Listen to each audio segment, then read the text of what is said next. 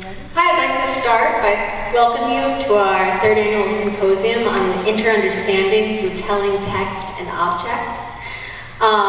This is a main project of the Center for Unearthed Stories. It's one of the main collaborations we do with individuals, institutes, storytellers, artists, activists from locally and around the world. I want to start by thanking the Atlantic Center for the Arts. Without their support, this would not be possible. I'd like to thank Greg Cole and Tech Support. And I'd like to welcome our panelists for tonight's symposium. A little bit about myself. My name is Claire Remick, and in this symposium we are trying to generate a sort of intercultural understanding through tale. And I'd like to take just a minute, if you don't mind, to let each of them introduce themselves. So we'll start with, Thank you. My name is Dr. Dorothy Diaz. I'm from Albuquerque, New Mexico. Thank you. My name is Günter Jifisch. I'm a professor at the Technical University of Berlin, and it's an honor to be today in Smyrna Beach in this excellent symposium. Hi, my name is Robert Einstein.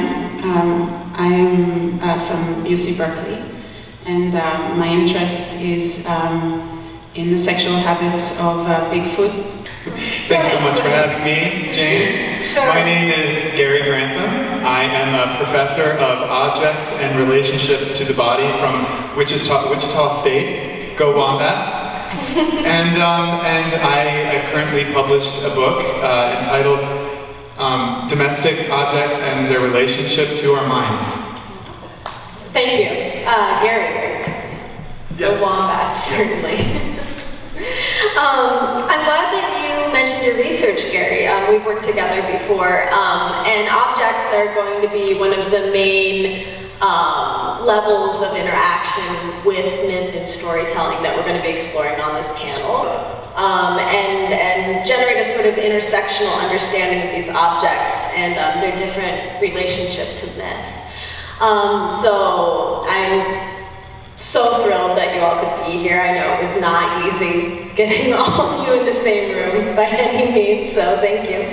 And we're actually going to start with an object that bears really a local significance to the New Smyrna culture and agriculture, and certainly to the storytelling tradition of the area. So what's so significant about this object is that really pretty much around the 1700s and on, the Bigfoot community start using it as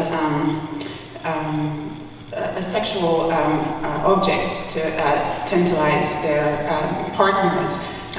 It can use to tickle your back, as well as use it as protection at times. You can see, you can put it in various places and it feels really good. So since the 1700s, the Bigfoot community all across the United States start using this as a regular object in their sexual activities. Okay, so outside of Florida and the Carolinas. Absolutely, yeah, all over the United States. Okay. Thank you.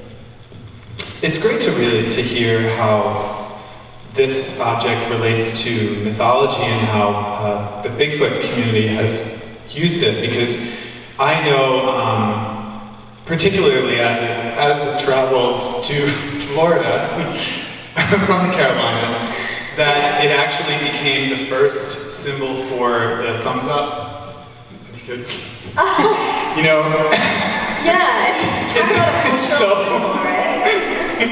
it's so obvious when we know it, you know, but I know. this is an icon from early America and has really spread worldwide. So I'm happy that you brought this object up, because it really has cultural relevance today as well as historically, and how the Native Americans saw this. And this was a symbol of good fortune, you know. Okay.